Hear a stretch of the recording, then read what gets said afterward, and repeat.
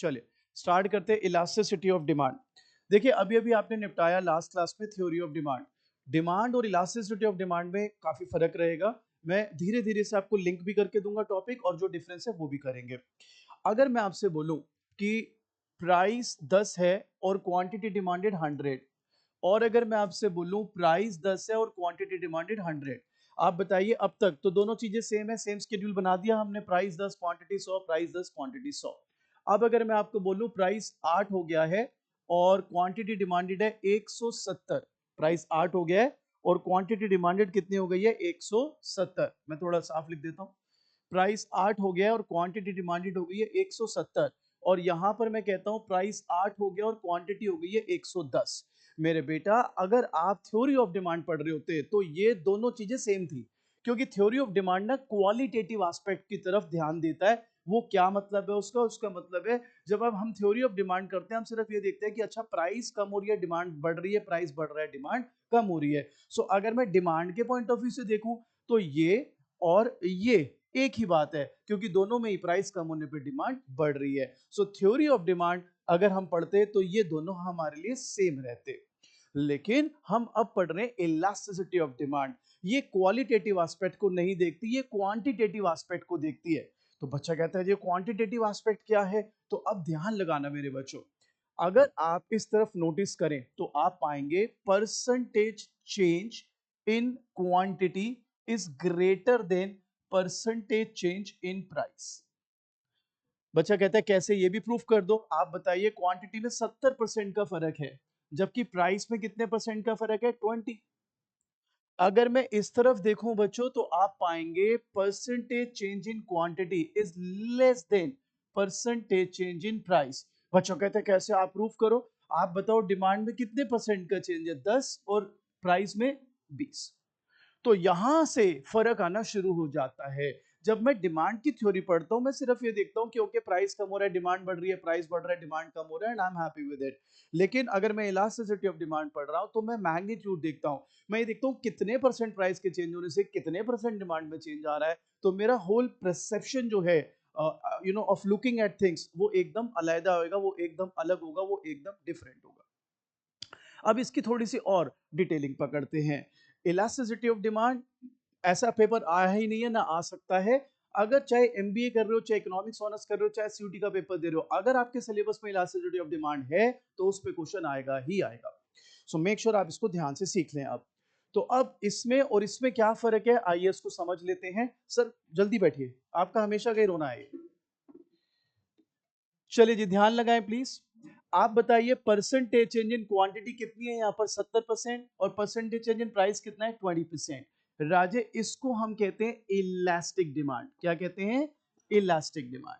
और अगर percentage change in quantity demanded happens to be less than percentage change in price तो इसको हम कहते हैं इन इलास्टिक डिमांड। तो बच्चा कहता है यार ये इलास्टिक और इलास्टिक टर्म्स क्या है, यही नाम क्यों रखे हैं, कुछ इसके बारे में भी प्रकाश डालिए। देखिए इलास्टिक को मैं नैरो सेंस में बोल सकता हूं फ्लेक्सिबल। क्या बोल सकता हूं? फ्लेक्सिबल। और इन इलास्टिक को थोड़ा कम flexible, inflexible, whatever you want to call it. बच्चा कहता है वो तो ठीक है बट इससे रिलेशन क्या आ रहा है मैं बताता हूं। आपने ऊपर ईडी लिखा है, ठीक है, ED stands for flexibility of demand. Demand कितना चेंज हो रही है। अब आपको पता है डिमांड को चेंज करने का मेन फैक्टर क्या है? प्राइस। तो यहां पर हम देख रहे हैं प्राइस चेंज होने से डिमांड में कितनी फ्लेक्सिबिलिटी आ रही है, कितना चेंज आ रहा है। आप बताइए प्राइस चेंज होने से यहां पर ज्यादा चेंज आ रहा है डिमांड में या कम? इसलिए फ्लेक्सिबल ज्यादा है, दैट्स व्हाई इलास्टिक। यहां पर कम चेंज आ रहा है इसलिए इनइलास्टिक। लेकिन यहां पर आपको एक चीज नोटिस करनी पड़ेगी। इलास्टिसिटी तीन तरीके की होती है मोटे तौर पर। एक होती है प्राइस इलास्टिसिटी, एक होती है इनकम इलास्टिसिटी, एक होती है क्रॉस इलास्टिसिटी। मैं उनके बारे में भी आपको बताऊंगा, थोड़ा ही बताऊंगा क्योंकि डिटेलिंग आपके लिए रिक्वायर्ड नहीं है, लेकिन उसके बारे में भी बात करेंगे आज की क्लास में। लेकिन अभी बताइए यहां पर जो मैं एग्जांपल दे रहा हूं, जो मैं डिमांड में फ्लेक्सिबिलिटी देख पा रहा हूं, डिमांड में चेंजेस देख पा रहा हूं, वो जो इफेक्ट है उसका कॉज क्या है? Change in price. तो बेटा इसलिए आप पाएंगे ईडी को कुछ किताबें स्पेशली न्यूमेरिकल सॉल्व करते हुए ईपी लिखती हैं। क्या लिखते हैं बच्चे? ईपी। बिकॉज यहां पर है elasticity of demand in terms of price. Price का इफेक्ट डिमांड पर देख रहे हैं, उसका मैग्नीट्यूड देख रहे हैं, that's why it is termed as EP. और मैंने अभी एक बात बोली कि डिमांड को सबसे ज्यादा मेन फैक्टर जो इन्फ्लुएंस करता है वो कौन सा है, प्राइस। इसलिए जो मेन इलास्टिसिटी ऑफ डिमांड है आउट ऑफ दीज थ्री, वो हमेशा ही प्राइस इलास्टिसिटी ऑफ डिमांड ही रहने वाली। सभी को क्लियर ये बात? आइए अब इसको थोड़ा सा और आगे बढ़ाते हैं। अगले 35-40 minute can be a game changer for you, because trust you me, MCom entrance तक के बच्चे जो फिर डी स्कूल से एमकॉम पढ़ते हैं, टीचर बन जाते हैं, उन तक की प्रॉब्लम्स होती हैं इसके अंदर। ये इतना इतना जबरदस्त टॉपिक है, तो मेरी कोशिश ये रहेगी कि आपको आज की क्लास के बाद क्रिस्टल क्लियर हो जाए ये मामला। अब आगे बढ़ते मेरा बच्चा। अब मैं आपसे कहता हूं कि अगर मैं इसका डायग्राम प्लॉट करता तो क्या बनता, कैसा बनता। तो मैं बेसिकली जो मेरे पास स्केड्यूल है मैं वही प्लॉट कर रहा हूं, 10 पर 100, 8 पर 170, और यहां पर भी मैं उसी स्केड्यूल को प्लॉट करने की मेरी इच्छा है, 10 पर 100, 8 पर 110। Is that clear? I have done nothing spectacular, जो मैंने डेटा उठाया था वही डेटा प्लॉट कर दिया। आपको तो पता ही है डिमांड कर्व डाउनवर्ड स्लोपिंग होता है, ये डिमांड कर्व बना दिया। यहां पर भी डिमांड कर्व डाउनवर्ड स्लोपिंग होता है, ये डिमांड कर्व बना दिया। मेरे बच्चों, now you need to understand one thing बेटा। बच्चा आपको इतनी दूर से दिख रहा है बेटा, बोर्ड विजिबल है मेरा बच्चा, पीछे ग्रीन। ये जो डिमांड कर्व है, डोंट यू थिंक ये फ्लैटर है, और ये क्या है मेरा बच्चा, स्टीपर। ठीक बच्चों, तो अगर मेरे को कोई ऐसे पेपर में कंफ्यूजन दे दे, बोले जी स्टीपर डिमांड कर्व है, tell us something about elasticity, तो आपने बोलना है स्टीपर डिमांड कर्व के केस में ईडी क्या होगी, इनइलास्टिक, और फ्लैटर डिमांड कर्व के केस में क्या होगी, इलास्टिक। भाई जैसा भी वो तैयार करे हमको, हम जैसा भी क्वेश्चन देना चाहे दे दे भाई, अच्छा एंजॉय करेंगे। यहां तक क्लियर? अब इसके कुछ और पहलू भी हैं, तो वो भी हम इस पे डिस्कस करते हैं। तो सबसे पहला पहलू है जो है वो है ईडी का फॉर्मूला, जो है percentage change in quantity demanded upon percentage change in price. और इसका सिंपल सा लॉजिक होता है, इसको राइज ओवर रन भी कहते हैं, कॉज फॉर इफेक्ट भी कहते हैं, बहुत सारे तरीके हैं इसको समझने के। आप बताइए, प्राइस के चेंज का असर डिमांड पे देख रहे हो या डिमांड के चेंज का असर प्राइस पर देख रहे हो? इसीलिए the formula is percentage change in quantity demanded upon percentage change in price. अब देखो, अगर आप 11वीं कक्षा में होते तो मुझे आपको कन्विंस करने में मुश्किलात होती, लेकिन आपने तो 12वीं भी तैयार कर ली। 12वीं में मल्टीप्लायर पढ़ा था, फॉर्मूला क्या था, delta Y upon delta I. तो इफेक्ट कौन सा था, वाई, कॉस क्या था, आई, इफेक्ट क्या है, डिमांड, कॉस क्या है, प्राइस। कभी कंफ्यूजन ही नहीं होगी, कभी कंफ्यूजन ही नहीं है। भाई कल को आप बोलो जी मैं तो उल्टा लिख दिया, मैं तो ऊपर प्राइस लिख दिया, कैसे लिख दिया, ऊपर आएगा इफेक्ट, नीचे आएगा कॉस्ट।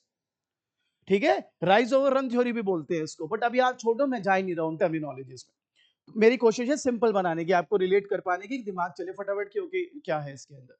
बोलो जी यहां तक क्लियर, पक्का? बढ़ू आगे। अब मेरा बच्चा, अगर मैं आपसे बोलूं परसेंटेज चेंज इन क्वांटिटी कैसे निकलती है, तो इसका फॉर्मूला होता है delta Q upon Q into 100, और परसेंटेज चेंज इन प्राइस निकलता है delta P upon P into 100। अब कई बच्चे यहाँ पर कहते हैं हाय सर ये मैं तो भूल जाऊंगा, यार मेरे को तो याद नहीं रहना, मैं मेरे लिए कुछ करो इसमें, मैं यार ये तो बहुत ही कॉम्प्लिकेटेड है। कुछ कॉम्प्लिकेटेड नहीं है भाई, एक बात बताना, आपने मेरे को यहाँ पर बोला percentage change in quantity demand 70% है, यही बोला, कैसे निकाला था, चेंज 70 अपॉन प्रीवियस 100 इंटू 100, तो यही तो लिखा है आपने, delta Q upon Q into 100। अगर आपका दिमाग ये पकड़ पा रहा है कि ये 20% चेंज है, हाँ सर 10 से 8 हुआ, 2 रुपए का चेंज हुआ, 2 रुपए 10 रुपए का 20% है, वाह भाई तेरा तो दिमाग बहुत तेज है। अरे जब ये पकड़ पा रहा है तू, तो ये निकालेगा कैसे, दो, that is change in price, upon original price 10 into 100, 20%। समझ गए बात?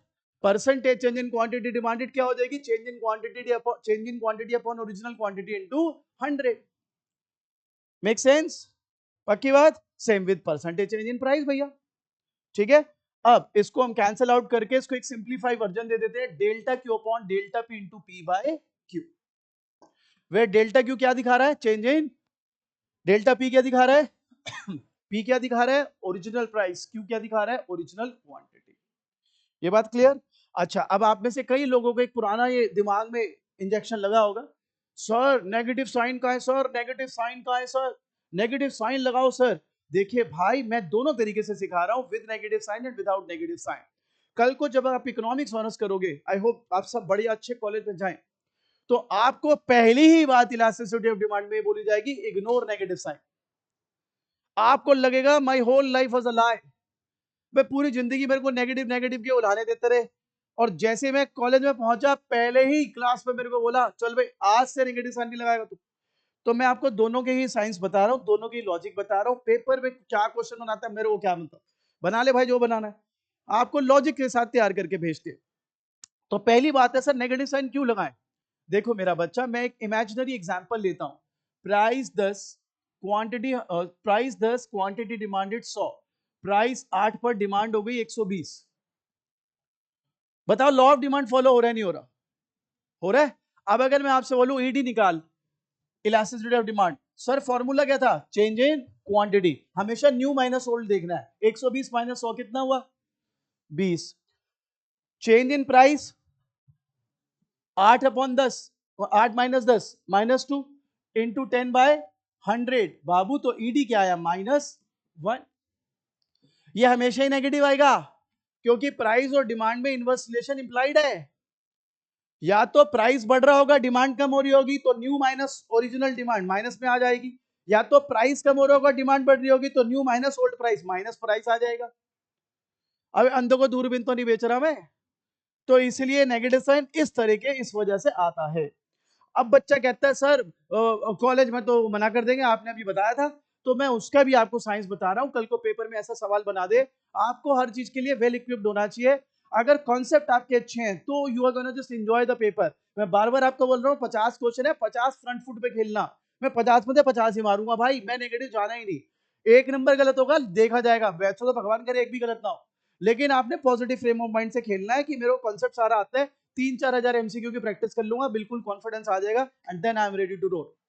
कंसेप्चुअली आप पकड़ लो पहले चीजों को।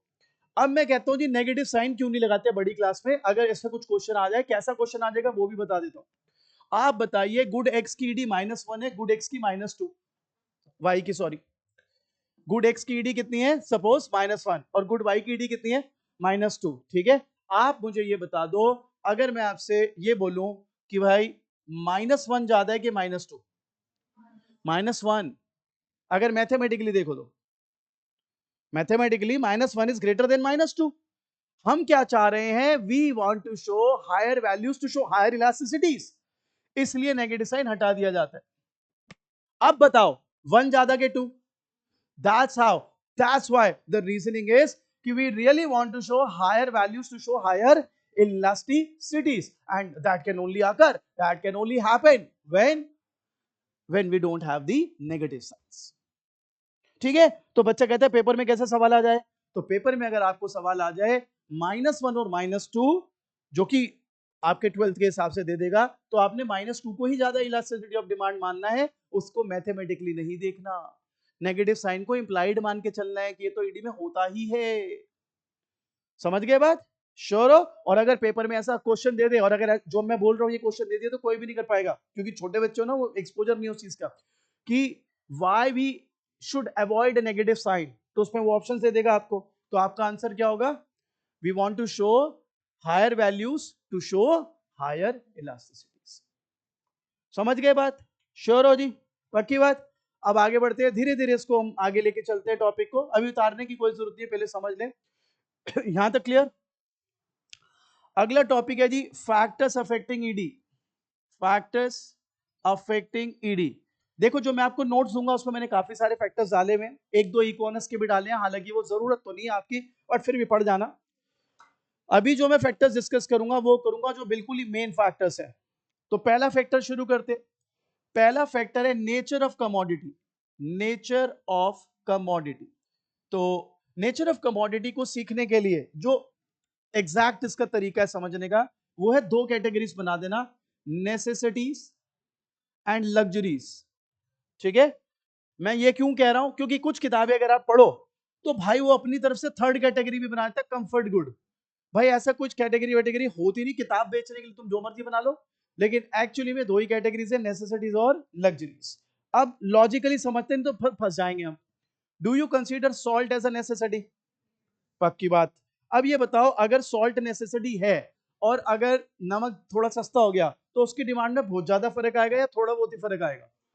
चलो उल्टा चलते हैं, अगर नमक महंगा हो गया तो उसकी डिमांड बहुत ज्यादा कम हो जाएगी, अब थोड़ा बहुत ही फर्क आएगा, थोड़ा बहुत। इसलिए अगर कोई गुड नेसेसिटी है तो उसकी डिमांड हमेशा ही रहने वाली है इन इलास्टिक। इनइलास्टिक कौन सा होता है? जिसमें ज्यादा चेंज नहीं आता, जिसमें ज्यादा चेंज नहीं आता। अब बेटा जी लग्जरीज जो हैं वो है इलास्टिक। चलो तुम्हें मेरे पास अभी एक व्हाट्सएप आया, पता है कहता है एप्पल आईफोन 16 50% ऑफ एक घंटे के लिए। एप्पल आईफोन 16 50% ऑफ एक घंटे के लिए। तो बताओ भाई किसके पेट में दर्द हो गया फटाफट? किसकी नानी का फोन आ गया है? अरे मेरे को अर्जेंट जाना है सर, बहुत इमरजेंसी हो गई सर घर पे, सर मेरे को जाना पड़ेगा सर, सॉरी सर आज की क्लास नहीं ले पाऊंगा सर। बताइए भाई क्यों होगा ऐसा? क्योंकि सभी को फायदा उठाना है। लग्जरीज के केस में इलास्टिक डिमांड होएगी, हल्का सा प्राइस का चेंज डिमांड में ज्यादा चेंज ले आएगा। लेकिन नेसेसरीज के केस में it is the other way around, demand is gonna be in elastic. ठीक है, पहले मुद्दा समझ लिया, इन इलास्टिक है जब ज्यादा चेंज ना है, इलास्टिक है जब ज्यादा चेंज है। आगे बढ़े, ऐसा कोई मैसेज नहीं आया भाई, एग्जाम्पल दे रहा था भाई मैं, कहीं सीरियस हो गए भाई? या तो यहां तक क्लियर? चलिए जी सेकंड, सेकंड है अवेलेबिलिटी ऑफ क्लोज सब्सटीट्यूट्स। ठीक है जी, मैं यस और नो लिख देता हूं, चलो यस और नो। ठीक है, आप बताइए कोक का सब्सटीट्यूट है कोका कोला का? वेट करनी पड़ेगी आधा घंटा कम से कम, क्लास चल रही है ना, या 15 मिनट बोल दो, 15 मिनट बोल दो। हाँ जी बताइए जी, कोका कोला, कोका कोला का कोई सब्स्टिट्यूट है? पेप्सी। अब आप बताइए अगर कोका कोला महंगा हो जाए तो उसकी डिमांड में ज्यादा फर्क आएगा या कम? ज्यादा, क्योंकि लोग बोलेंगे buy coca cola, we are gonna buy Pepsi. अरे कोई किसी का सगा नहीं है भाई, जिसको जहां फायदा है वहीं भागेगा वो, सिंपल सी बात है, प्रैक्टिकल बात है, इसमें कोई चढ़ने वाली बात नहीं। ठीक है, बुरा मत मानना। आपको अगर अभी कोई, I love my mom, I love my father, अभी आपको यूएससी की कोई अच्छी यूनिवर्सिटी ऑफर देगी, आप कहोगे bye bye, bye bye mama, bye bye father, मैं चला। अरे बेटा तू तो बहुत प्यार करता था, हाँ देखना मैं कुछ बन के आपके लिए कुछ करूंगा, अबे तू रहने दे भाई। कैच क्या है यहाँ पर? अगर सब्स्टिट्यूट अवेलेबल है तो डिमांड क्या होने वाली है? इलास्टिक। तो यहाँ पर मैं इसके लिए लिख देता हूं, अगर सब्स्टिट्यूट अवेलेबल है तो demand is gonna be elastic. अच्छा जी, पेट्रोल महंगा हो गया, उसका कोई सब्स्टिट्यूट है? कहीं आएंगे, मैं जान के एग्जांपल ले रहा हूं, डीजल डाल ले बेटा, अपनी पेट्रोल गाड़ी में डीजल डाल, तू डाल, तू डीजल, मैं कहता हूं आएगा मजा तेरे को। सर सीएनजी, अरे भाई वो तो तेरे को किट लगवानी पड़ेगी पूरी, पेट्रोल के इंजन में सीएनजी डालेगा क्या तू? तो ये खुद कॉमन सेंस भी लगा लेनी चाहिए इंसान को यार। ऐसे तो कल को तुम बोलोगे मेरे को तो कोक का टेस्ट ही बड़ा मजा आता है, मैं तो वही पीऊंगा, ऐसे तो कुछ भी एक्सेप्शन डाल लो। फिर आप बताइए पेट्रोल का कोई सब्स्टिट्यूट है? नहीं है, तो फिर उसकी डिमांड में ज्यादा चेंज नहीं आएगा, demand is gonna be inelastic. Clear ये बात? श्योर हो? थर्ड, थर्ड है जी, आपको पड़ गई हैबिट। ठीक है जी, एडिक्शन। हाँ मैं थोड़ा सभ्य वर्ड यूज कर रहा था, हैबिट। मैडम कह रही एडिक्शन, सीधे शराब की बात करो ना, क्या इधर उधर की बातें कर रहे हो? जी मैडम मैं वही बात कर रहा था। तो बताइए जी, अगर आपको शराब की लत लग जाए तो सुबह राम राम, शाम को 100 ग्राम वाला हिसाब रहेगा आपका। तो ये बताइए वो ठेके पे ही मिलेगा शाम को आदमी। तो आप बताइए दारू महंगी हो गई तो क्या वो ज्यादा डिमांड करेगा कि कम, या ज्यादा फर्क नहीं आएगा? आपकी जानकारी के लिए बता दूं, मतलब कोविड-19 की बात है ये, सबसे पहले केजरीवाल सरकार ने ठेके खोले थे। वो कहाँ गया हमारा श्रेयांश कोहली? आया नहीं आया? आया नहीं आया? आया नहीं, अच्छा भाई, अगला ज्यादा बेहतर वो दे पाता है इनपुट्स। चलो, तो इन्होंने सबसे पहले ठेके खोले थे दिल्ली में, आप चाहो तो कंफर्म भी कर सकते हो ये बात। और और 70% टैक्स लगा दिया था, मतलब 70% रेट बढ़ा दिए थे। भाई साहब 2-2 किलोमीटर लंबी लाइनें थी, एक शराबी ने ऑफ नहीं करी, कह रहे कि हमें को महंगा मिल रहा है, हमें लग, एक ने ऑफ नहीं करी, बेचारे ईमानदारी से खड़े रहे, कह रहे हाँ जी बहुत अच्छा करे, कम से कम दे तो रही है। भाई ये बताओ, ये आप बताओ इस केस में डिमांड क्या है? इनइलास्टिक। कोई शोर ही नहीं मचा रहा, कह रहे 70, अरे कोई बात नहीं यार भाई, 2.5 किलोमीटर लंबी लाइन, भाई बीमारी, अरे कोई बात नहीं यार, कोई बात नहीं। कम से कम ये सुकून करना चाहिए उनकी भाषा, सब्र करना चाहिए, देखो खोला तो है, मिल तो रहा है ना यार, है ना भाई? भाई ये तो मतलब आप देखो हैबिट के केस में डिमांड क्या रहने वाली है? इनइलास्टिक। भाई चाहिए चाहिए, प्राइस बढ़ गया कोई बात नहीं जी, कुछ और कम कर लेंगे, खाना कम खा लेंगे। समझ गए बात? चलिए नेक्स्ट, ये वाला थोड़ा सा मुश्किल पॉइंट लगता है बच्चों को, but I try. Time period, short and long period, बात करते हैं इस बारे में। तो देखिए शॉर्ट पीरियड में ना आप एकदम आपकी कंजम्पशन हैबिट्स को एडजस्ट नहीं कर सकते, इसलिए शॉर्ट पीरियड में इनइलास्टिक रहती है डिमांड, लॉन्ग में इलास्टिक। मैं समझाता हूं। शॉर्ट पीरियड लॉन्ग पीरियड आप इसे डिफाइन नहीं कर सकते, एक महीना शॉर्ट पीरियड हो गया और एक साल लॉन्ग पीरियड हो गया, no. Any time period within which you cannot change your consumption behaviour और pattern is called short period, जिसमें आप चेंज कर सको that is called long period. अब मैं आपको एक छोटा सा एग्जांपल देता हूं। सपोज पेट्रोल महंगा हो गया, आपके पापा ऑफिस जाते थे गाड़ी से, तो एकदम शॉर्ट में तो वो एकदम चेंज नहीं करेंगे ना कि यार मैं एकदम या साइकिल पे जाना शुरू कर दूं या कार पुलिंग शुरू कर दूं या मेट्रो पे शुरू कर दूं। लेकिन over a period of time when he come to realize कि यार बहुत ही महंगा पड़ रहा है मुझे, तो ये तो इज नॉट मेकिंग सेंस, मेरे को तो बजट में बड़ी दिक्कत हो रही है अपने। Then over a period of time he can shift and he will definitely change his consumption pattern. तो मुद्दे की बात क्या है, शॉर्ट पीरियड अगर होगी तो डिमांड क्या होने वाली है, इनइलास्टिक, लॉन्ग पीरियड है तो इलास्टिक। बोलो जी, क्लियर है? श्योर। अगला पॉइंट लेते हैं जी। अगला पॉइंट है proportion of income spend, proportion of income spend on good, large small. आइए समझाते हैं लार्ज एंड स्मॉल। देखो भाई, एक बंदा 10,000 रुपए कमाता है, कितने कमाता है? मैं ऐसे हाइपोथेटिकल एग्जांपल ले रहा हूं, इसको सीरियसली मत ले लेना। वो शर्ट खरीदता है 1,000 रुपए की, कितने की? और उस पर बटन लगे हुए 1-1 रुपए के, कितने के? अब शर्ट भी 10% महंगी हो गई, तो कितने महंगे हो गई? 100 रुपए। और बटन भी 10-10% महंगे हो गए, तो कितने महंगे हो गए? 10-10 पैसे। आप बताइए प्रपोर्शन ऑफ इनकम स्पेंड किस गुड पे कम है? बटन पे। तो उसके प्राइस में ज्यादा फर्क, मतलब फर्क आ भी गया, डिमांड में ज्यादा फर्क, इन इलास्टिक। लेकिन 1,000 रुपए जिस गुड पे आप लगा रहे हो अपने 10,000 की इनकम से, उसके प्राइस का change is gonna affect you a lot, इसलिए इलास्टिक। क्लियर? श्योर हो? पक्की बात? चलो एक एग्जाम्पल देते हैं आपको, तो देखते हैं वो एग्जाम्पल से आप इसको समझ पाते हैं कि नहीं। बीएसटी में कंट्रोलिंग पढ़ा था हमने, अब रिलेट करते हैं। चलो भाई एक बात बताओ, हमने ना एनसीईआरटी में एक एग्जाम्पल पढ़ा था, पता है क्या एग्जाम्पल पढ़ा था? कि पोस्टल सर्विसेज, पोस्टल चार्जेस 5% बढ़ गए, 10% बढ़ गए यार, और रॉ मटेरियल 2% बढ़ गया। आप बताइए आपका proportion of income spend raw material पे ज्यादा है कि पोस्टल चार्जेस पे? तो उसकी डिमांड इलास्टिक, क्योंकि आपको फर्क ज्यादा पड़ने वाला है उससे। जिनको बीएसटी से रिलेट नहीं करना कोई बात नहीं। मैच बॉक्स महंगा हो गया, कितने? 1 रुपए का आता था, 1 रुपए 20 पैसे का हो गया। और ये कह रहा है मेरे को तो अस्पताल ले चलो भाई, अस्पताल ले चलो मेरे को, मैं कैसे जीऊंगा? आप बताओ ये एक्टिंग कर रहा है क्या आदमी है भाई? 1 रुपए की चीज 1 रुपए 20 पैसे की हो गई, तो आप पे ज्यादा फर्क पड़ेगा क्या? नहीं। If the proportion of income spend on good is small, demand is gonna be inelastic. समझ गए बात?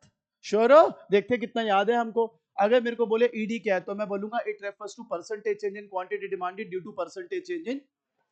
अगर percentage change in quantity demanded happens to be more than percentage change in price, I'll say elastic. If percentage change in quantity demanded happens to be less than percentage change in price, inelastic. Factors पे nature of commodity बताइए, necessity है तो demand क्या होने वाली है? inelastic. अगर substitute available नहीं है तो inelastic. हैबिट पड़ गई तो inelastic. अगर proportion of income spent on the good is small तो भी inelastic. Time period short period है तो भी inelastic. क्लियर? नोट्स में मैंने 3 और दिए हुए हैं, वो आप नोट्स में से पढ़ के डाउट्स ले लेंगे। मैं भी मेन फैक्टर्स पर ही आपका सारा फोकस रखूंगा। अब मैं और कुछ भी सिखाता हूं यहाँ पर आपको। आप मुझे ये बताइए, अब अगर मैं इस फॉर्मूले को, ये जो सो कॉल्ड फॉर्मूला है percentage change in quantity demanded upon percentage change in price, अगर मैं इसको यहाँ पर लगाऊं तो 70/20 क्या आंसर आ रहा है? सॉरी 10/20 क्या आंसर आ रहा है? 0.5। और अगर यहां पर मैं इसको इस फॉर्मूले को लगाऊं 70/20 तो क्या आ रहा है? 3.5। इसलिए मेरे बच्चों इलास्टिक या फ्लैटर डिमांड कर्व, इसका एक और नाम है, इसको कहते हैं ईडी ग्रेटर देन 1। क्या कहते हैं? बताओ क्यों ग्रेटर देन 1? क्यों ग्रेटर देन 1? सारे ही बीरबल यहां बैठे हैं भाई। अरे दीदी आंसर क्या है? 3.5। 3.5 1 से ज्यादा ही तो होता है। इस तुम्हें क्या लगा मैं कोई बहुत ही अफलातूनी आंसर दे दूंगा इसका? जबरदस्ती वाला, यहां तक क्लियर? इसको क्या बोलोगे फिर? ईडी लेस देन वन, ठीक है। अच्छा, वन को ना इकोनॉमिक्स में बोलते हैं यूनिट इलास्टिक, क्या बोलते हैं? इसलिए इसका नाम कई बार ये भी दिखेगा आपको, मोर देन यूनिट इलास्टिक। क्या दिखेगा भाई? More than unit elastic. और इसका क्या दिखेगा? Less than unit elastic. बोलो जी, यहां तक क्लियर सबको? पक्की बात? आगे बढ़े? हाँ भाई सूर्य, पूछ क्या पूछना है? बोलो जी, क्लियर सबको? इसकी फोटो खींचो, फिर मैं अभी और नेक्स्ट टॉपिक पे जा रहा हूं।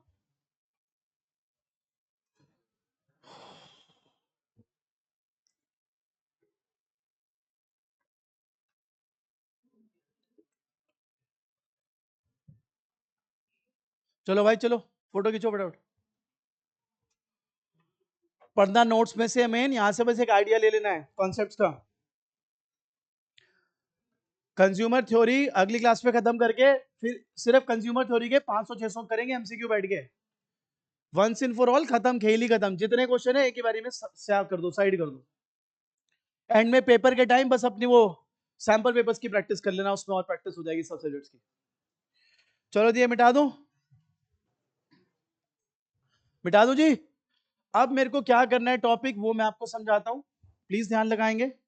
ये टॉपिक काफी मतलब कंट्रोवर्शियल हो जाता है, लेकिन आपको सिखाना तो पड़ेगा ही। आइए जी, अगला टॉपिक जो है हमारा, उसको हम कहते हैं टाइप्स ऑफ ईडीज। टाइप्स ऑफ ईडीज, भाई साहब 5 टाइप की ईडीज होती हैं। 2 टाइप आपके सामने ऑलरेडी हैं जिसको मैंने मिटाया नहीं है। अब मैं आगे के जो 3 है वो आपको सिखाता हूं। तो एक है बेटा perfectly in elastic. Perfectly in elastic बेटा, इसमें ना ऐसा बनता है ये डिमांड का, ईडी इज इक्वल टू 0। क्या मतलब है इसका, बताता हूं। प्राइस चेंज हो रहा है, देखो डिमांड में कोई चेंज नहीं आ रहा। 3 एंगल से पकड़ के इसको किल कर दो।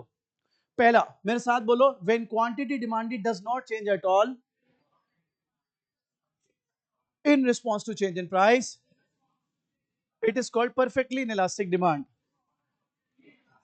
अरे पाजी नहीं पढ़ना चले जाओ, कोई दिक्कत थोड़ा है। क्या मम्मी के प्रेशर में आ गए आप भी यार? मैं बोल दूंगा क्लास में आया था ये, कोई बात नहीं, जाओ। अरे नहीं मिस कर रहे हम आपको यार।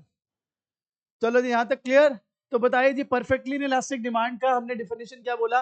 When quantity demanded does not change at all in response to change in price. बच्चों का ऐसा कैसे हो सकता है भाई? लाइफ सेविंग ड्रग्स, भगवान ना करे किसी को डॉक्टर ने बोला हुआ तेरे को रोज इंजेक्शन लगवाना, नहीं तो तू मर जाएगा। अब बताओ, अगर इंजेक्शन उसका महंगा भी हो गया तब भी लगवाएगा वो, और सस्ता हो गया ये थोड़ा ना कि 2 दिन के आज ही लगा दो। बात को समझो भाई, क्वांटिटी सेम रहेगी। तो सर ये तो जबरदस्ती का आपने केस बनाया। भाई जबरदस्ती है या तेरी सहमति से है, ये बता, ये पॉसिबल है कि नहीं है? पॉसिबल है तो है, क्यों नहीं है पॉसिबल यार? लाइफ सेविंग चीज तो जो आपका लाइफ सेविंग है वो तो सेम ही रहेगा ना, मतलब वो तो क्वांटिटी थोड़ा ना चेंज होगी। या कोई भी ऐसी गुड की नेचर जहां पे क्वांटिटी फिक्स हो प्राइस की चेंज होने पर भी, वो प्रैक्टिकली है पॉसिबल, ठीक है, बहुत फ्यू है, बट यू कैन नॉट से ऐसा हो नहीं सकता। सही बात? श्योर? अब मुझे बताओ सेकंड एंगल, ईडी 0 क्यों है? भाई एक बात बताइए, ईडी का फॉर्मूला क्या था? Percentage change in quantity demanded upon, भाई यहाँ पे डिमांड का चेंज कितना आया देख, 0। 0 upon what ever change in price, suppose 10%, 0/10, ED 0। Third, paper में वो कैसे काटेगा तेरे को कि सवाल बना दिया तो कंफ्यूज हो जाए। कह रहा जी वर्टिकल डिमांड कर किस ईडी में होता है, वर्टिकल डिमांड कर किस ईडी में होता है? तो भाई वर्टिकल ही तो है ये, वर्टिकल हॉरिजॉन्टल। समझ गए बात? जैसे भी एंगल से वो काटे, तेरे को कहना भाई ठीक है सोचने दे बस, अच्छा 10 सेकंड चाहिए, हाँ तो ये आंसर है जी। चलें जी आगे बढ़े, आते हैं जी नंबर 4। नंबर 4 है जी perfectly elastic. Perfectly elastic, perfectly elastic में आप देख रहे हो प्राइस में कोई चेंज नहीं है, लेकिन डिमांड में चेंज आ जाता है। इसको बोलते हैं ईडी इनफाइनाइट। क्या बोलते हैं? इसको लेके काफी डिबेट है, और ये डिबेट बिल्कुल अनसेटलिंग है। इस पर कोई एक यूनानिमस आंसर नहीं आ पाता, स्पेशली आपके विद ड्यू रिस्पेक्ट, क्या बोलते हैं, इंट्रोडक्टरी लेवल पर। आपका ना बिल्कुल बेसिक लेवल है, तो यहाँ पे पता है दिक्कत क्या है सारी? बेसिक लेवल पे ज्यादा ज्ञानी मिलेंगे आपको, ज्यादा ही ज्ञान, हम ये, अरे भाई अब क्या बोले फिर? तो मैं आपको जो अलग अलग अप्रोच है सारी बता देता हूं। पेपर में जो क्वेश्चन बना रहा होगा, जिस दिमाग से आया होगा, आप उसको वैसे ही काउंटर कर लेना। तो कुछ लोग इसको कैसे डिफाइन करते हैं, जो कि गलत है, मैं पहले बता रहा हूं। वो कहते हैं, और किताबों में यही मिलता है अनफॉर्चुनेटली, तो वो कहता है when there is no change in price but demand changes to any extent, when there is and demand changes to. और भाई साहब मतलब बेवकूफ बनाने वाला चाहिए, दुनिया तो भाई साहब बेवकूफ 1 मिनट में बनती है। अब अगर मैं आपको ना बोलूं ना ये गलत है, आप कहोगे यार जो भी स्पेशली नए बच्चे हैं, स्पेशली 3-4, क्या पढ़ा था यार, याद है, मजा ही आ गया यार, क्या आज तक समझ नहीं आता, आज समझ आ गया। अबे बेवकूफ बना रहा हूं तेरे को। तो अभी तेरे को मैं कैसे जो बेवकूफ बना रहा हूं पहले वो बताता हूं। तो मैंने अगर इसको डिफाइन करना होता perfectly elastic, when there is no change in price, हाँ यार प्राइस में कोई चेंज नहीं, सही कह रहे हैं sir, demand changes to any extent, ED infinite, अरे हाँ देखना डिमांड में तो 10% का चेंज आ गया, प्राइस में कितने हैं, 0, 10/0 इन्फिनिट, अरे सही सर। हम अपनी इंटेलिजेंस सिखाने बच्चों, सर एग्जांपल सर, सर भी एक कदम आगे, बेटा factors affecting other than price, कल करे थे ना लास्ट क्लास, सब्स्टिट्यूट महंगा हो गया, कॉम्प्लीमेंट्री सस्ते, अरे सर आप तो गुरु हो, समझ आ गया यार। When there is no change in price demand changes to any extent, और बिल्कुल चेंज हो सकता। अबे क्या चल रहा है भाई, ये हो क्या रहा है, कोई समझाएगा मेरे को। और ये किताबों में लिखा है, टीचर ये कराते हैं खुश हो जाते हैं, और बच्चे फिर प्यार छूते हैं, स्पेशली इस पर। और लॉ ऑफ डीएमयू जब टीचर सिखाता है, पहला रोटी खाई बड़ा मजा आया, दूसरी रोटी पे अरे भाई साहब मैं इकोनॉमिक्स ऑनर्स करूंगा जी, आई लव इकोनॉमिक्स। अबे भाई क्या, रुक जा भाई रुक जा भाई, अब समझ लो इसको ऐसे नहीं देखते, इसका कुछ और तरीका है। हमने ये बोलना है when there is negligible change in price, बोलो, but demand changes to any extent. अब आपके 2 सवाल होने चाहिए। पहला, why do we take negligible change, because आप ईडी पढ़ रहे हो, ईडी की डेफिनेशन क्या थी भाई, पाइप निकाल ही देगा क्या, हाँ जी, फॉर्मूला क्या था, percentage change in quantity demanded due to. तो भाई आप मेरे को क्या कह रहे हो, when there is no change in price, भाई मजाक चल रहा है क्या यहाँ पर, ईडी पढ़ा रहे हो, ईडी की डेफिनेशन क्या थी, effect of percentage change in price on, यानी प्राइस के चेंज का इफेक्ट देखना है डिमांड पे, और आपने मेरे को क्या बोल दिया, बेटे यहाँ प्राइस में चेंज ही नहीं होता। अबे तो ईडी क्यों बोल रहा है इसको तू, ये तो भाई साहब खुद ही और बच्चा सोचते ही नहीं, 10,000 में से कोई एक बच्चा दिमाग लगाएगा कि यार ये बात तो समझ नहीं आई। तो एक्चुअली में क्या बोलना चाहिए, when there is negligible change in price but demand changes to any extent. बच्चा कहता है तो दिखाया नहीं आपने नेग्लिजिबल चेंज इन प्राइस, वो इतना मामूली होता है कि उसको शो ही नहीं कर सकते आप। सर एग्जांपल, भाई ऑडी A6 लेने का बड़ा मन है, 60 लाख रुपए की है, मैंने कहा भाई कोई डिस्काउंट डिस्काउंट है, कह रहा हाँ 10,000 रुपए के मैट फ्री दे देंगे। मैंने कहा मैट वैट नहीं चाहिए, कह रहा 10,000 रुपए कैश ले लेना। वाह, मैं घर गया, मैंने बोला यार वो 10,000 का डिस्काउंट मिल रहा है, चल 60 लाख की गाड़ी खरीदते हैं। आप बताओ ये चेंज इन प्राइस कोई कंपेलिंग है, ये तो बहुत नेग्लिजिबल है, इसको दिखाना ना दिखाना एक ही बात है। और मैं अगर ले भी आया गाड़ी तो मैं थोड़ा ना बोलूंगा, मेरे से भव्या ने पूछा कितने के, मैंने कहा बेटे 59,90,000 की गाड़ी खरीदी है। अरे मैं क्या बोलूंगा, 60 लाख की गाड़ी खरीदी है, और मैं 90 बोलूंगा मैं तब भी बोलेगा अरे सीधा बोले ना 60 लाख की गाड़ी ली है। नेग्लिजिबल चेंज इन प्राइस है, दिखाना ना दिखाना एक ही बात। बच्चा कहता है ये पॉसिबल कब है, ये मैं आपको सिखाऊंगा मार्केट फॉर्म्स में, परफेक्ट कंपटीशन के साथ रिलेट करूंगा इसे, वो एक और एंगल होता है इसको पकड़ने का। लेकिन अभी क्योंकि 11th क्लास में ना आपने बस भगवान भरोसे चल दिया मामला सारा, तो अभी धीरे धीरे पहले आपका बेस सही करता हूँ, फिर परफेक्ट कंपटीशन पे जब आऊंगा मार्केट फॉर्म्स में तो इसका एक और एंगल रिप्रेजेंट करके दूंगा आपको।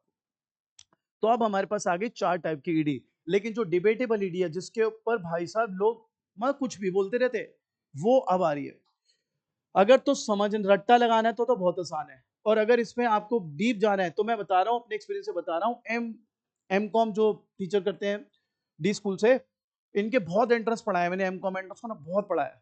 ये लोग भाई अपनी ग्रेजुएशन करके और बी कॉमर्स वगैरह करके 3rd ईयर के, और फिर उसमें आ जाते थे एंट्रेंस में। भाई साहब ये जो चीज मैं भी सिखाता हूँ ना, ऐसे देख रहे हो तो भाई ग्रेजुएशन खत्म होने वाली है, ये तो हमें पता ही नहीं था, ये क्या हो गया हमारे साथ, वो भाई टीचर बनेंगे जाके आगे, तो भाई डर लगता है। तो आप जो अब चीज सीखेंगे वो आप खुद आजमाना, आजकल तो इंटरनेट का जमाना है भाई, कोई किसी को बेवकूफ नहीं बना सकता, आजकल एआई का जमाना है ना। एआई क्या क्या कहते हैं एआई को, आर्टिफिशियल इंटेलिजेंस। भाई एक्चुअल इंटेलिजेंस रखो, ये आर्टिफिशियल क्या होता है, एक्चुअल इंटेलिजेंस, एआई मतलब एक्चुअल इंटेलिजेंस, वो अभी दिखाता हूं आपको। जी सूर्या जी, पहले आपका सवाल। हम्म बहुत जायज सवाल है, इसलिए इसको कहते हैं क्लोज टू इन्फिनिटी। बिल्कुल जायज सवाल है, और तभी वो परफेक्ट कॉम्पिटिशन लिंक करके ही बात क्लियर समझ आएगी तेरे को। ये है हमारा एक स्टूडेंट जिनको मैथ्स फेवरेट है, जिनका बहुत बढ़िया सवाल है सूर्या, बहुत ही बढ़िया सवाल है। चलिए आगे बढ़ते हैं, डिबेटेबल टॉपिक आपके लिए आता हुआ भैया, अगर किसी ने 11 एल्सवेयर कहीं पर करी है माइक्रो और उसको बहुत मजा आया इको में, तो सर अब ये अगले 10 मिनट आपका परसेप्शन चेंज कर देंगे। हम नहीं कह रहे किसी को हेट करो, लेकिन अननेसेसरी इज्जत ना दो किसी को, इंक्लूडिंग मी। अननेसेसरी जो आप हीरो बना देते हो ना लोगों को, तो वो थोड़ा उससे बचे, थोड़ा टाइम लगाएं चीजों के लिए। आइए जी बोर्ड पे देखिए, अगला है जी यूनिट इलास्टिक। भाई साहब इस पर काफी लड़ाई कर सकते हैं आप। अगर तो जो बिल्कुल सिंपल जाना चाहते हैं, यूनिट इलास्टिक क्या होता है, देख भाई देख, यूनिट इलास्टिक होता है when percentage change in quantity demanded is equal to percentage change in price. इसको कहते हैं ईडी इज इक्वल टू 1। आइए 5 टाइप की ईडी हो गई, अब इस पर करेंगे बहस। तो एक तो थी इलास्टिक, इलास्टिक कब थी, when percentage change in quantity demanded is more than. एक थी inelastic, when percentage change in quantity demanded is less than. एक थी perfectly inelastic, when quantity demanded does not change at all in response to change in price. एक थी perfectly elastic आपके school वाले level के हिसाब से, when there is no change in price but demand changes to any extent. और unit elastic क्या हो गई, when percentage change in quantity demanded is equal to percentage change in price. यही थी ना बात। अब मेरे बच्चों, बच्चा कहता है एग्जांपल दे दो, लो लो बिल्कुल एग्जांपल लो भाई। Price 10, quantity 100, price 5, 150। आप अगर इसको फॉर्मूले में लगा दो ईडी के, delta Q delta P ED -1 या 1 एक ही बात है, बोलो ठीक है, सब बढ़िया। अब यहां पर मैं रंग में भंग डालूंगा। 5 टाइप की ईडी हो गई, क्योंकि ये रंग में भंग डालना 2 वजह से जरूरी है। भाई तू ना एंट्रेंस पेपर देने जा रहा है, और पता नहीं कौन सी बुद्धि वाला बंदा बैठा होगा, कौन सा ऑप्शन दे दे तेरे को। दूसरा, अगर तेरे दिमाग में गलत फहमी आगे कैरी हुई और तुम में से किसी का मन कर गया कल को टीचर बनने का, अबे तो ऐसे डॉक्टर मत बनना बंदे मारते फिरो, ढंग से चीज को सीख लो। एक्चुअली प्रॉब्लम पता है क्या, लिटिल नॉलेज इज ब्लिस। आपको जो भी बहुत कॉन्फिडेंट दिखे ना अपने काम में, समझ लेना कुछ नहीं आता। भाई साहब एक तो हल्का सा ज्ञान, मतलब लोग संदीप कर पढ़ लेंगे और अपने नाम के आगे इकोनॉमिस्ट, मैं ये मेरा मतलब इकोनॉमिक्स। अबे क्या कहां से आ भाई, जरा 10 मिनट हमारे साथ चाय पी, तेरे को आराम से हम जमीन पे उतारे हैं कि भाई इकोनॉमिक्स के स्टूडेंट हो तुम। भाई पता 36 फील्ड है इकोनॉमिक्स की मेरे भाई, अच्छे से सीखनी पड़ेंगी चीजें। बोर्ड पे देखिए सब। अब इसमें पंगा क्या पड़ता है, पंगा ये पड़ता है कुछ किताबें और स्पेशली कुछ टीचर्स क्या बोलते हैं, ED is equal to 1 is rectangular hyperbola. क्या बोल देते हैं भाई, बोल तो दिया, भाई प्रूफ कौन करेगा इसको। बच्चा कहता है, बच्चे का सीधा सवाल, सर रेक्टेंगुलर हाइपरबोला क्या होता है। टीचर ने वो तो रटा हुआ है, टीचर कह रहा भाई रेक्टेंगुलर हाइपरबोला वो होते हैं जिसके अंदर जितने भी रेक्टेंगल बने वो सेम मेजरमेंट के हो। और 99% बच्चा कहता है सर समझ आ गया। समझ आ गया, क्या समझ आ गया, अबे रिलेशन तो लगा।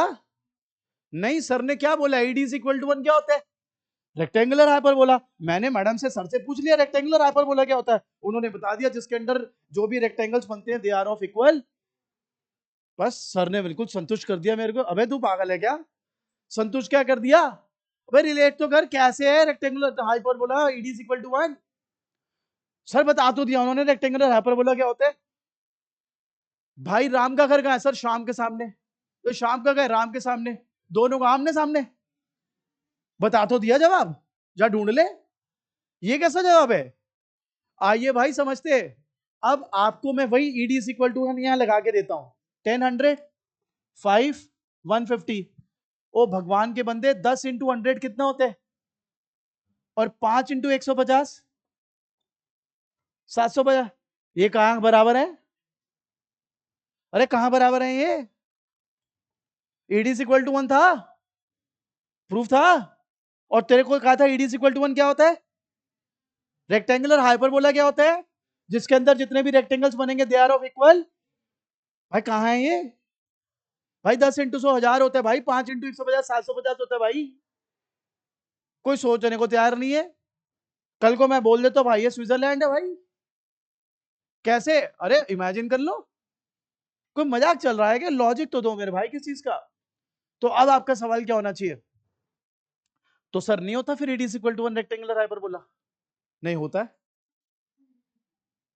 ये क्या बात है, अभी तो आप प्रूव कर रहे हो नहीं होता। नहीं होता है। सर ये क्या कंफ्यूजन कर दी, मैं प्रूफ करके दिखाता हूं। और अगर किसी ने कोई भी चीज उठा के फेंक के मारी, फिर देख लेना भाई, अभी और क्लासे भी लेनी है मेरे से आपको। क्योंकि जो मैं चीज प्रूव करूंगा उसमें बहुत सारे बच्चों को कुछ लगेगा कि भाई साहब इनका सर फोड़ना है मेरे को, ये क्या मजाक चला रहे हैं ये। तो आइए मैं आपको प्रूफ करके दिखाता हूं रेक्टेंगुलर हाइपरबोला। थोड़ी जगह बना देते हैं, यहां बना देते हैं जी। हाँ जी, ध्यान देंगे। ये है आपका रेक्टेंगुलर हाइपरबोला। भाई 10 पर 100, तो 10 × 100 कितने होते हैं बताओ? 1000। और भाई 5 पे 200। लो भाई रेक्टेंगुलर हाइपरबोला। हो गया प्रूव यार। बोलो बोलो। इतने, क्या बोलूं मैं, खराब शब्द यूज नहीं करना चाहता आपके लिए मैं। अबे तुम किस मिट्टी के बने, कौन सी जनरेशन आ गई है? ज़ोंबीज। अबे ED इक्वल टू 1 कहाँ है ये? हाँ दीदी, आप पता लग रहा है पहले कब कहाँ थे? भाई ये क्या क्या, मैं अभी 10 12 साल 15 20 साल पहले बोलता नहीं सवाल, लोग भाई साहब वो पेन उठा के मारते, कहते हैं ये ED इक्वल टू 1 थोड़े ना ये, यहाँ पे देख रहे हैं क्या भाई क्या? अरे ED इक्वल टू 1 नहीं है ये। सर कैसे? ले फॉर्मूला लगा, delta Q 100, delta P -5 into 10/100। ये तो -2 आ रहा है। फंस गए। अगर मैं ED इक्वल टू 1 से चलता हूं तो रेक्टेंगुलर हाइपरबोला प्रूव नहीं हो रहा। अगर मुझे रेक्टेंगुलर हाइपरबोला प्रूव करना है तो ED1 नहीं आ रहा। तो भाई कुछ तो लोचा है। तो सर फिर यही हुआ ना कि ED equal to 1 rectangular hyperbola नहीं है, नहीं है। यार ये क्या बात है सर, आप प्रूव भी कर रहे हो सर फिर कह रहे हो है। भाई साहब ED equal to 1 rectangular hyperbola है दो मेथड से। एक को हम बोलते हैं मिड पॉइंट मेथड, अगर आप MBA वगैरह करोगे तो वो लोग बोलते हैं आर्क मेथड। एक होते हैं एक्सपेंडिचर मेथड। ठीक है, मैं अभी पहले मिड पॉइंट मेथड से आपको सिखाता हूं। मिड पॉइंट मेथड जो होता है ना, उसका फॉर्मूला ये हो जाता है ED is equal to delta Q upon delta P into average price upon average quantity. ये इकोनॉमिक्स में आप सीखोगे, इसकी डिटेलिंग में बहुत ज्यादा नहीं बता रहा, आप चाहो तो मैं इसकी डिटेलिंग भी आपको शेयर कर देता हूं, वीडियो शेयर कर देता हूं, लेकिन आपकी जरूरत नहीं है वो। मेरे को ये पॉइंट बस क्लियर करके चलना है, इसलिए मैं यूज कर रहा हूं। अब देखिए मैजिक, डेल्टा Q बताइए कितना है? 100, delta P -5, average price 10 + 5 15, 15 divided by 2 तभी एवरेज आएगी, क्या हो गया 7.5। Average quantity 100 + 200 300, 300 divided by 2 150। आप चेक कर लीजिए ED1 आ रहा है, करिए चेक, कर लीजिए तसल्ली। अरे लाशो, मुझे लगा मैंने क्या सिखाया है, अब मुझे लग रहा है मैंने क्या ही सिखाया भाई, क्या ही बता रहा हूं मैं इनको। चलो छोड़ो सब यार, ED equal to 1 rectangular hyperbola होता है बस। खुश। पेपर में सवाल आ जाए भाई रेक्टेंगुलर हाइपरबोला किसको कहते हैं, ED इक्वल टू 1 क्यों कहते हैं, भाड़ में हमें क्या लेना देना क्यों कहते हैं। भाई फिर भी जो एक दो बच्चे हैं जो 100 में से जो चाहते हैं कि नहीं हमें बता दो यार, तो भाई ED equal to 1 rectangular hyperbola होता है सिर्फ कौन से केस में? आर्क मेथड या मिड पॉइंट मेथड या एक्सपेंडिचर मेथड। एक्सपेंडिचर मेथड से भी प्रूव कर देंगे, डोंट वरी। यहां तक क्लियर? बोलो भाई क्लियर यहां तक, कोई डाउट नहीं? एक चीज अभी रादर 3 4 चीजें अभी और ऐड करते हैं, उसके लिए मैं इसमें ऐड कर दूं नहीं, आप इसको पहले फोटो खींच लीजिए, फिर मैं सिखाता हूं आगे की चीजें अलग से। दीदी फोटो खींच लो, बुक तो है ये, थोड़ा ना है बुक, ये तो शॉर्ट में सारा सारा याद है साची को तो 11th का भाई।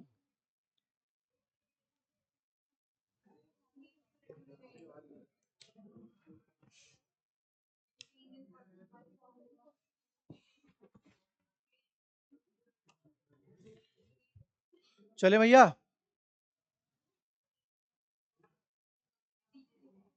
और भी कोई भाई तेरे कुछ उसमें सेटिंग करनी हो कर ले, ऐसे खींच रहे पहाड़ों की फोटो खींच रहे।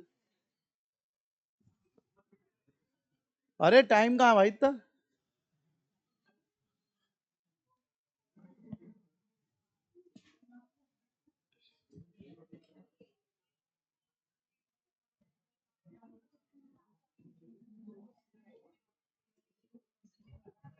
चलिए अगले कुछ क्वेश्चंस प्लीज, अगले कुछ टॉपिक्स, ये भी आपके पेपर के लिए इंटरेस्टिंग साबित हो सकते हैं। प्लीज फोकस एवरीबॉडी, बोर्ड पे देखिए। तो पहला क्वेश्चन आ गया, if two demand curves intersect, which one will have more elasticity? ठीक है जी, सवाल आ गया, if two demand curves intersect which one will have more elasticity. अगर डायग्रामेटिकली जाऊं तो एक तो ये डिमांड कर्व बन गया D1, एक बन गया D2। तो स्टीपर कौन सा है? D1। और स्टीपर होता था इनइलास्टिक। फ्लैटर कौन सा है? और वो कौन सा होता था? इलास्टिक। अब अगर आप इसको प्रूव करना चाहें, वैसे तो स्टेटमेंट आपको पकड़ में आई गई है, that if two demand curves intersect the flatter one will have more elasticity. लेकिन अगर आप एग्जांपल से प्रूव करना चाहो, ये 10, ये 100, ये 8 पर सपोज 120 और ये 150, ठीक है। अब अगर प्रूफ करना है, क्योंकि आपको लॉजिक तो प्रूफ के साथ ही समझ आएगा, तो अगर D1 की बात करूं तो ईडी है delta Q upon delta P, ये आ रहा है -1। और अगर D2 की देखो तो -50, रादर 50 अपॉन -2 इंटू 10/100, -2.5। बोलो जी, ये बात क्लियर? तो बताइए D1 की इलास्टिसिटी ज्यादा है 2.5 1 रादर, या D2 की ज्यादा है 2.5? और D2 कौन सा कर्व है? Flat curve. So if two demand curves intersect which one will have more elasticity? The flat. Clear? Sure everybody? आगे बढ़ते हैं। अब पेपर में एक सवाल आ जाता है आपको स्टेटमेंट बेस, कहता है प्राइस 10% बढ़ा, टोटल एक्सपेंडिचर भी 10% बढ़ गया। कि कंज्यूमर कोई गुड कंज्यूम कर रहा होगा, उस गुड की प्राइस 10% बढ़ी फॉर एग्जांपल, और उस पर एक्सपेंडिचर भी 10% बढ़ गया। कहता है ईडी निकालो। कोई बात नहीं भाई, बिल्कुल निकालेंगे भाई। आप एक इमेजिनरी एग्जांपल ले लो, सपोज 10 रुपए गुड था, आप एक्सपेंडिचर करते थे 1000, ठीक है, या 100 रुपए गुड था, आप एक्सपेंडिचर करते थे 1000, कितनी क्वांटिटी आ रही थी? अच्छा जी, अब प्राइस 10% बढ़ गया, तो प्राइस कितना हो गया है? 110। एक्सपेंडिचर भी 10% बढ़ गया, 1000 से 1100। क्वांटिटी अभी भी कितनी आ रही है?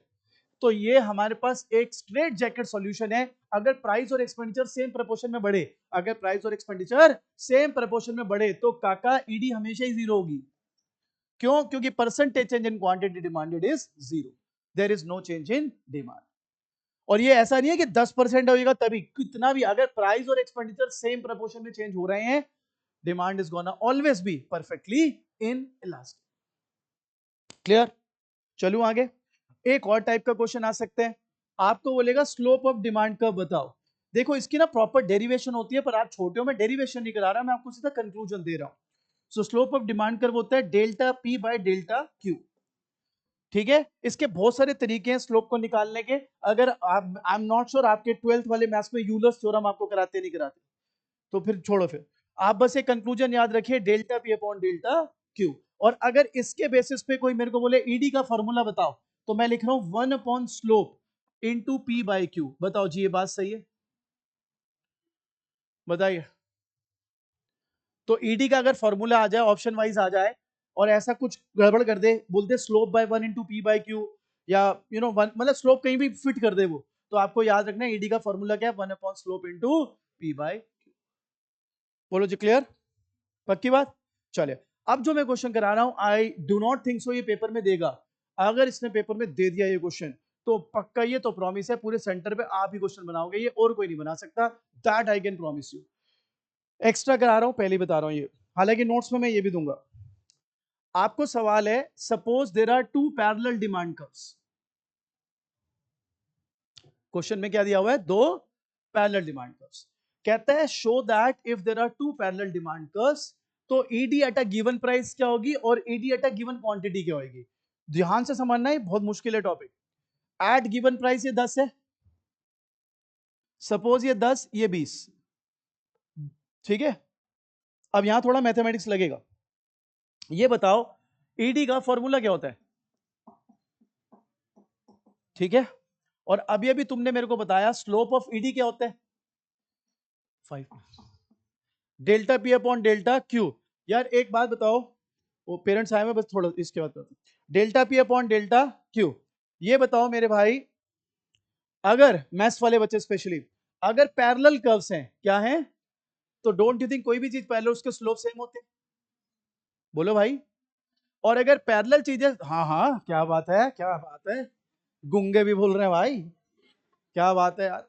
हाँ जी तो बताओ जी स्लोप ऑफ, अगर पैरेलल्स हैं तो स्लोप बराबर होंगे। अरे भाई एक बात बताइयो, अगर स्लोप बराबर होंगे तो रेसिप्रोकल ऑफ स्लोप भी बराबर होंगे। अंग्रेजी ज्यादा तो नहीं हो गई। अगर कर्व्स पैरेलल हैं तो उनके स्लोप्स बराबर होंगे, स्लोप्स बराबर है तो रेसिप्रोकल भी बराबर होंगे। तो बस एक बात दिमाग में बांध ले अपने, कि जब भी पैरेलल डिमांड कर्व्स होंगे ईडी का फॉर्मूला पी बाई क्यू होगा, क्योंकि delta Q by delta P तो सेम ही रहने। समझ गया बात। ये कब करना है, जब दोनों डिमांड कर्व्स पैरेलल।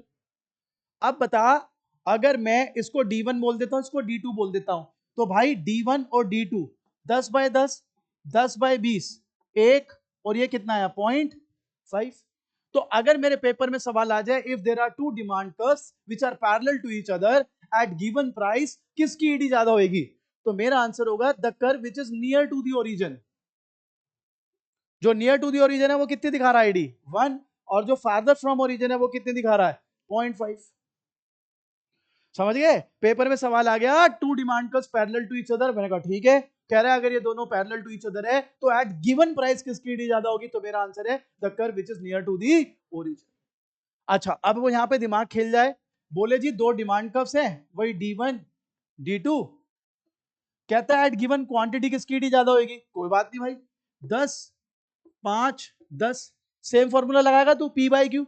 तो D1 का पी बाई क्यू है 5/10, D2 का पी बाई क्यू है 10/10, किसका ज्यादा है D2 का। तो अगर पेपर में आ जाए if there are two parallel demand curves which at a given quantity will show more elasticity, तो तूने कहना the curve which is farther away from origin। समझ आ गई बात, श्योर हो।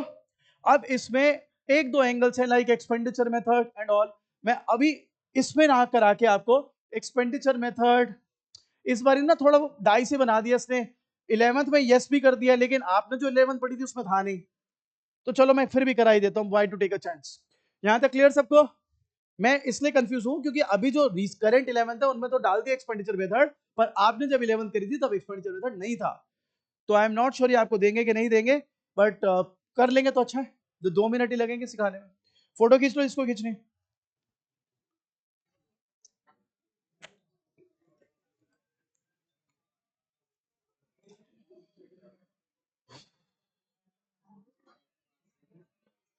चले चले शाबाश। आपका डाइंग स्टेजेस पर है ED, one more topic ED will be over. उसके बाद अभी बैठ के कुछ एमसीक्यूज प्रैक्टिस करेंगे। ईडी के एमसीक्यूज वैसे ही बड़े इंटरेस्टिंग होते हैं करना। और उसके बाद पूरी कंज्यूमर थ्योरी करने के बाद which will include to more topics, utility analysis, IC analysis. उनको सेम मत मानिए, वो अलग अलग हैं दोनों। तो यूटिलिटी एनालिसिस अलग, आईसी अलग। वो करने के बाद जैसे मैंने बताया 500-600 एमसीक्यूज करते हैं और फिर इसको बस्ते में बंद कर देंगे, चलो भी खेल खत्म इसका, फिर अगला कोई और टॉपिक उठाते। ये मिटा दो जी। चलिए अब जो मैं आपको सिखा रहा हूं वो है टोटल एक्सपेंडिचर मेथड। इसको टोटल आउटले मेथड भी कहते हैं। तो टोटल एक्सपेंडिचर मेथड के हिसाब से ईडी कैसे निकलती है आइए बताते हैं। Suppose price 7 quantity 6, price 7 quantity 6, price 7 quantity 6। क्योंकि मैं टोटल एक्सपेंडिचर मेथड कर रहा हूं, I am more interested in knowing total expenditure 42, total expenditure 42, total expenditure 42। बोलो ये बात बनती है, ये बात क्लियर, श्योर हो। अब सपोज प्राइस 6 हो गया, आप 8 खरीद रहे हो एक्सपेंडिचर, प्राइस हो गया 7 खरीद रहे हो एक्सपेंडिचर, प्राइस हो गया 6 ही खरीद रहे हो एक्सपेंडिचर। तो बेटा एक बात समझ, सिर्फ प्राइस और एक्सपेंडिचर को रिलेट कर, प्राइस और एक्सपेंडिचर पर फोकस कर। इस केस में प्राइस कम एक्सपेंडिचर ज्यादा, तो इसको बोलेंगे ईडी ग्रेटर देन 1। यानी जब भी प्राइस और एक्सपेंडिचर में इनवर्स रिलेशन हो तो ईडी को क्या बोलेगा तू? Greater than 1। इसमें देख प्राइस कम एक्सपेंडिचर भी कम, तो जब भी प्राइस और एक्सपेंडिचर में डायरेक्ट रिलेशन हो इसको तूने बोलना है ईडी लेस देन 1। समझ गए बात? एंड इसमें आप देखो प्राइस कम हो रहा है एक्सपेंडिचर में कोई फर्क नहीं, इसको कहना है ED is equal to 1। Clear? Rectangular hyperbola, let's see 10 100, 10 into 100 5, price कम हुआ, you are buying how much? 5 into 200 1000, price कम एक्सपेंडिचर सेम। इसको क्या बोलना है? ED is equal to 1. So ED is equal to 1 is always a rectangular hyperbola. Clear? Sure? तो अब बस MCQ शेयर करते हैं आपके साथ, MCQ पढ़ाते हैं अब आपको, प्रैक्टिस कराते हैं। ED खत्म।